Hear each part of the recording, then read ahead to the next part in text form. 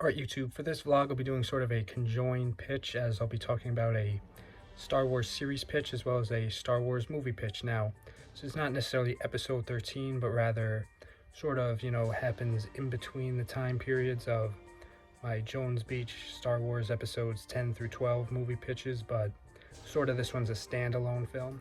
And the inspiration, or the storyboard, or storyline rather, is coming from this book, Star Wars The Living Force, which I've recently started reading and I'm absolutely loving. So, I'm like a chapter or two in, but really has me hooked, especially with the dynamics between Obi-Wan and Qui-Gon, where I think if they do make a Star Wars movie like this, that, the time period between episodes 1 and 2 is like 10 years and so much untapped potential, especially because, we got The Clone Wars, which happens between 2 and 3, which, as if I'm not mistaken, is like a 3-year gap. So we have like, pretty much triple that time, and, so much potential and so many things I want to see explored, especially like, with the Jedi Council and Obi-Wan Kenobi's trial for killing Darth Maul.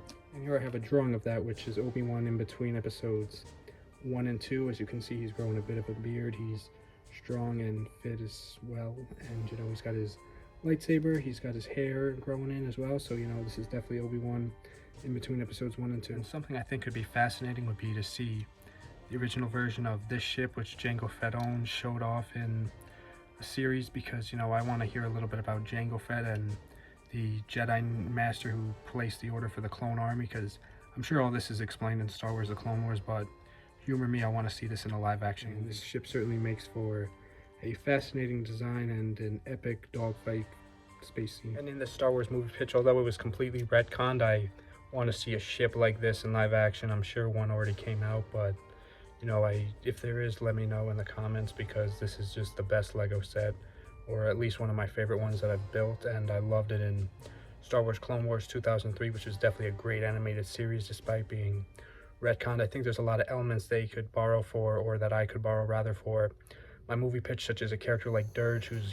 vicious and has sort of a hidden and obvious weakness when they find it, but, until then he's just ruthless and destroys clones and Jedi. And mind you, this would be before the Clone Army, so he'd be taking on, like, just regular citizens and terrorizing villages. I'm sort of bouncing back and forth between in between episodes 1 and 2, Star Wars episode 1.5, and sort of an Old Republic style Star Wars, which I haven't seen much of the media for, or read or explored too much of it, but it does sort of catch my eye. And that's what I love about this franchise is, yes, this is Luke Skywalker, and I'll explain this, that, I want to see Anakin Skywalker when he's like, a mid-teen choosing between green and blue lightsaber. Yeah, going back to what I was saying, what I love about the Star Wars franchise is there's just so much, such an open galaxy and so many, places to explore and timelines to look into. Like, I think for my Star Wars standalone movie pitch that I'm doing, and I'm doing this vlog, by the way, with no script. I'm sort of just making it as I go along, which is very different from my other Star Wars movie pitches that I've done recently, but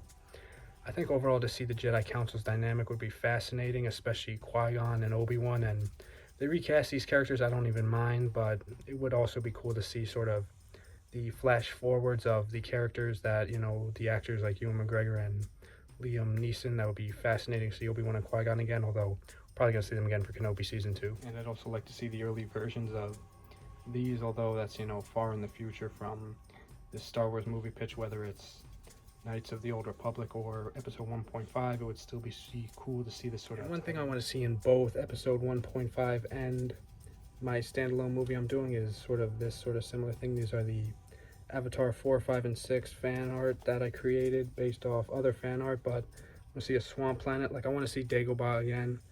We've seen a million desert planets, but we haven't seen enough winter planets. We have seen some, but not as many as the deserts, and more than the swamp, but definitely bring back the Star Wars Dagobah. We have another custom-made Lego Jedi figure here.